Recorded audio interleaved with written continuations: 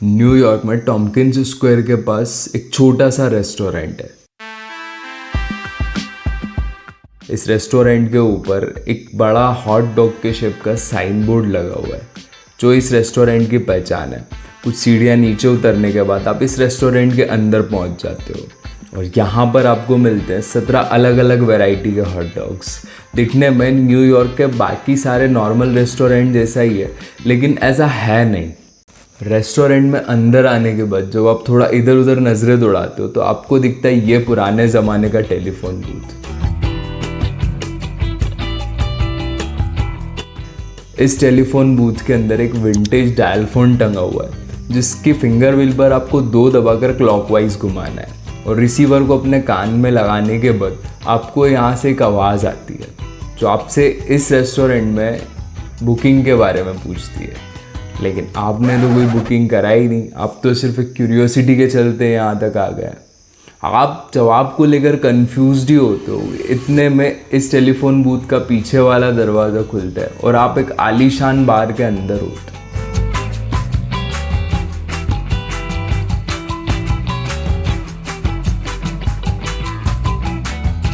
क्या है इस बार के पीछे की इंटरेस्टिंग स्टोरी। साल 1919 में ब्रायन और क्रिस नाम के 2 दोस्त एक हॉट डॉग बिजनेस खोलने का डिसीजन लेते हैं। 2 साल की लगातार रिसर्च के बाद फाइनली 2001 में ये लोग क्रिफ डॉग्स नाम का ये रेस्टोरेंट खोल लेते हैं।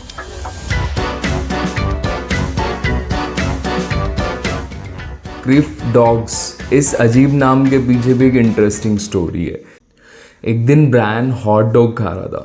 हॉट डॉग खाते खाते वो क्रिस को नाम लेकर बुलाता है, लेकिन उसके मुंह से क्रिस की जगह क्रिफ निकलता है। इसी क्रिफ वर्ड को ये लोग हॉट डॉग के साथ कंबाइन करके क्रिफ डॉग्स बनाते हैं। क्रिफ डॉग्स खुलने के कुछ टाइम बाद ही प्रॉफिटेबल हो जाता है, यहाँ तक कि इसको बेस्ट हॉट डॉग अवार्ड भी दिया जाता है। लेकिन ब्रायन को अब एक नया बिजनेस ऐड करना था और वो था बार का बिजनेस। ब्रायन के पास एक लिक्वर लाइसेंस ऑलरेडी था जिसका फ़ायदा इन्होंने उठाया नहीं था, लेकिन यहाँ पर उससे भी ज़्यादा बड़ी एक दिक्कत थी। न्यूयॉर्क सिटी का ये जो एरिया था जहाँ पर क्रिफ डॉग्स था, यहाँ पर ऑलरेडी बहुत सारे बार थे। इनके आसपास एक छोटे से रेडियस में 60 से ज़्यादा बार आते थे जहाँ पर लोग जाकर ड्रिंक ले सकते थे। कोई इनके नए बार में क्यों ही आएगा। अब ब्रायन को अगर लोगों को अपने बार में लाना था तो उसके लिए सिर्फ एक ही रास्ता था, लोगों को बार के साथ साथ किसी ऐसे कॉन्सेप्ट से इंट्रोड्यूस कराना जिसे जाकर वो दूसरे लोगों को बताए और ज़्यादा से ज़्यादा लोगों को इनके बार के बारे में पता चले।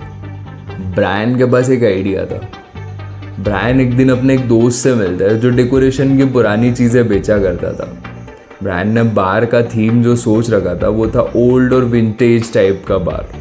यहीं पर ब्रायन को एक पुराना टेलीफोन बूथ दिखता है जिसको देखकर उसके दिमाग में एक आइडिया आता है। ब्रायन जब छोटा था तो उसके अंकल लकड़ी का काम किया करते थे। दिन भर बाहर काम करने के बाद जो टाइम बचता था वो घर पर ही कुछ छोटा मोटा क्रिएटिव काम कर लेते थे। उन्होंने घर के बेसमेंट में एक रूम बनाया था जिसका दरवाज़ा बहुत ही सीक्रेट था। एक पर्टिकुलर डायरेक्शन में धकेलने के बाद ही वो दरवाज़ा खुलता था। ब्रायन सोचता है क्यों ना इस पुराने टेलीफोन बूथ को भी बार में जाने के कैसे सीक्रेट दरवाजे की तरह यूज़ किया जाए, और वो ठीक वैसा ही करता है। प्लीज़ डोंट टेल नाम के इस बार का ना तो आपको कोई रोड पर साइन बोर्ड टंगा हुआ दिखेगा और ना ही ये लोग कभी कोई एडवर्टाइजिंग करते हैं। इसके बारे में जानने का सिर्फ एक रास्ता है और वो है ये टेलीफोन बूथ, जो इस बार को बहुत ही स्पेशल भी बनाता है, क्योंकि इसमें अंदर जाने के बाद आपको लगेगा कि आप किसी ऐसी सीक्रेट जगह पर आ गए जिसके बारे में आपके अलावा कोई और नहीं जानता। लेकिन सोचने वाली बात यह है कि जहाँ पर लोग अपने बार की मार्केटिंग के लिए लाखों डॉलर्स खर्च कर रहे थे, वहाँ पर ब्रायन ने अपने इस बार को छुपा कर क्यों रखा हुआ था।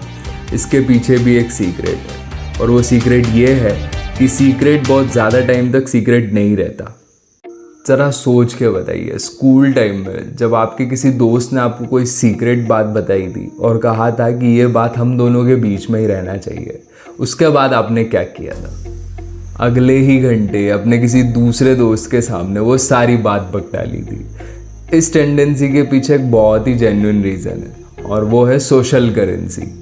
जब भी आप किसी से ये कहोगे कि ये बात सिर्फ हमारे बीच में रहनी चाहिए या फिर किसी और को पता नहीं चलना चाहिए, बहुत ज़्यादा हाई चांस है वो इंसान उस बात को और ज़्यादा फैलाएगा। क्यों? क्योंकि हमें पसंद होता है दूसरों की नज़र में इंटरेस्टिंग दिखना और इनसाइडर दिखना, जिसे सब पता है। बच्चे जब कोई स्कूल का प्रोजेक्ट बना लेते हैं या फिर कोई पेंटिंग बना लेते हैं तो सबसे पहले क्या करते हैं? दूसरों को दिखाते हैं। बच्चों को छोड़ो, हम भी नए कपड़े लेने के बाद सबसे पहले अपने दोस्तों को बताते हैं। ये आदत हमारे अंदर बचपन से होती है। हमें पसंद है लोगों को बताना कि हमें क्या चीज़ें पसंद है और क्या नहीं, कौन सा एक्टर बेस्ट है, हम किस पॉलिटिकल पार्टी को सपोर्ट करते हैं और क्यों। फेसबुक, इंस्टाग्राम और बाकी के ये सोशल मीडिया प्लेटफॉर्म्स हमारी इसी टेंडेंसी का फ़ायदा उठाकर इतना पॉपुलर हुआ है। एक स्टडी में तो यहाँ तक बताया है कि जब हम किसी टॉपिक पर अपनी राय देते हैं तो वही सेम ब्रेन सेल्स एक्टिवेट होते हैं जो हम फेवरेट खाना खाने या फिर पैसा जैसे रिवॉर्ड पर होते हैं। ब्रांड ने भी अपने बिजनेस के लिए इस टेंडेंसी का यूज़ किया और आज प्लीज़ डोंट टेल न्यूयॉर्क के टॉप बार्स में शामिल है।